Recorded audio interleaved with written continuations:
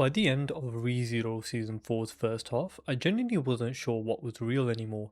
Subaru didn't remember Rem, Julius didn't have a name anyone else could recall, Crucius had lost pieces of her own past entirely, and the people who were supposed to be standing together were scattered across the tower, none of them fully understood. That confusion wasn't a flaw in the writing, I think it was the entire point. Today I want to talk about the loss arc, not by walking through it episode by episode, but by pulling apart the three things that made it feel so disorienting to watch. The timeline confusion, the identity instability, and the fractured party. Because once you see how those three things build on each other, I think the arc becomes a lot more impressive than it first appears. Hey, welcome back. If you're new here, this is the channel about sitting with anime rather than just reacting to it, finding out what a show is actually doing underneath the surface. Today's subject is ReZero Season 4, specifically the Lost Arc, the first 11 episodes that just wrapped up. We've got around a month during the time of the recording before the recapture arc picks things up in August, which feels like the right moment to actually process what we just watched rather than just rushing straight into predictions. So let's start at the root of it.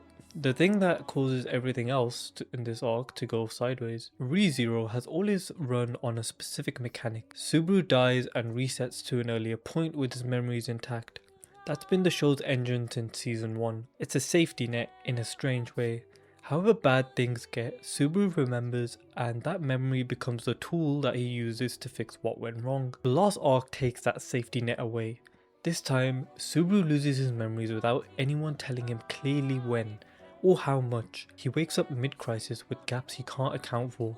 At one point he's caught searching for a missing body, gets restrained, insists he has amnesia, and the people around him don't believe him because as far as they know, nothing has changed about him at all. That detail is worth sitting with. Subaru's appearance doesn't shift to signal this is amnesic Subaru, the way you might expect a show to do it for clarity. He looks the same, he sounds mostly the same, which means the audience is placed in almost the same position as the characters around him, unsure whether to trust what we're seeing. That's a deliberate choice. Most shows would give you a visual shorthand to keep you oriented. ReZero doesn't, because the disorientation is the experience it wants you to have. You're not supposed to be 5 steps ahead of Subaru this time. You're supposed to be exactly as lost as he is.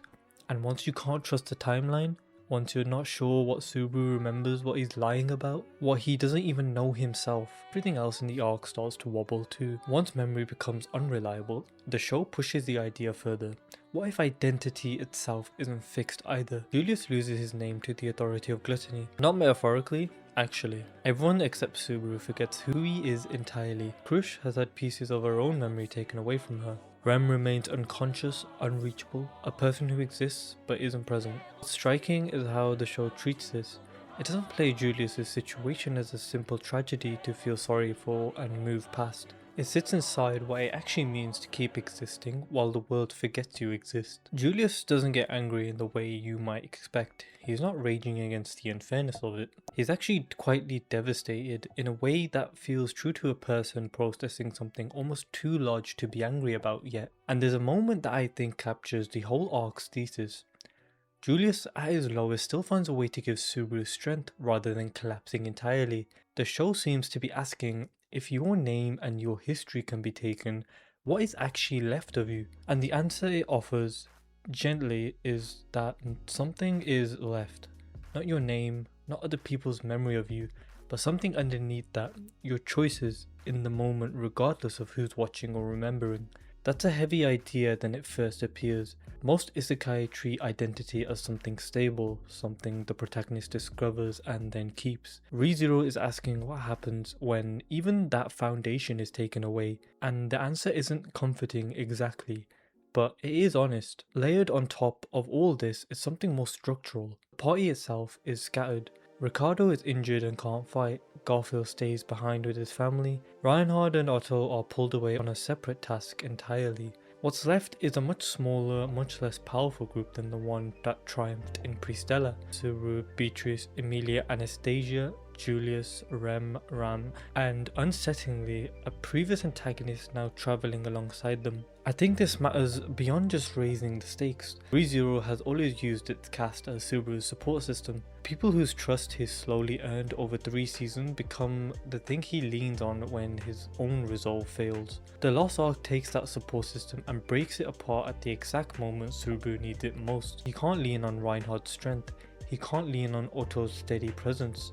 He's left with a smaller circle, several of whom don't trust the person he currently is. Anastasia is wary of him because Ram has already told her this might be an imposter. Ram herself is furious with him, in ways the show doesn't resolve neatly or quickly. So you have 3 forms of instability stacked on top of each other. The timeline can't be trusted, identity can't be trusted, and the structure that normally holds everything together, the party, the found family, has been pulled apart too. Subaru isn't just confused, he's confused, unanchored and isolated all at the same time. That's an unusually cruel position for a show to put its protagonist in, but it's also, I think, exactly where the arc needed him to be for what happens next to actually land. So here's where it actually goes somewhere rather than just piling on despair for its own sake. At his lowest point, Subaru offers himself up, essentially saying that if the real Natsuki Subaru is gone, replaced by whoever he is now, then maybe everyone would be better off finding someone better. It's about as close to total self-erasure as the show has let him get, and the response he receives isn't what you'd expect from a typical redemption arc. Emilia doesn't tell him to become the old Subaru again, she doesn't ask for his memories back. She looks at the person standing in front of her, the one without his memories, the one who's lost his name, worth of trust from people like Ram, and she asks directly who he is, accepting whatever the answer turns out to be. That's a quietly radical response. It removes the premise that he needs to earn back an old version of himself in order to be loved and trusted. It saves the version of him standing here right now, confused and frightened and uncertain, is enough to be cared about. Julius does something similar in his own way, entrusting Subaru with Anastasia's safety in a moment where he could have written Subaru off entirely. That trust, given to someone who has no track record left to point to, is what finally lets Subaru find his resolve again. I think that the arc's actual argument, underneath all the chaos, identity isn't the sum of what you remember or what other people remember about you. It's something closer to what you choose to do in the moment you're given, regardless of how much your past has been taken from you. Stepping back from the specifics, I think it's worth knowing why a show would choose to disorient its audience this deliberately. It would have been easier narratively to keep us oriented, to let us know what Subaru remembers, who's telling the truth, where everyone physically is at any given moment. That's the comfortable version of the story. But comfort isn't what the Lost Ark is interested in producing. It wants you to feel something closer to what Subaru feels. The vertigo of not being sure what's real, the fear of being forgotten, the disorientation of watching the people you rely on scatter just when you need them. The chaos isn't a structural weakness, it's the emotional content of the arc, delivered through the structure rather than just being through dialogue. That's a genuinely difficult thing for a show to pull off without losing its audience entirely. I don't think ReZero gets it perfectly right in every episode. There are moments where the confusion tips slightly past useful disorientation into simple confusion for its own sake, but more often than not,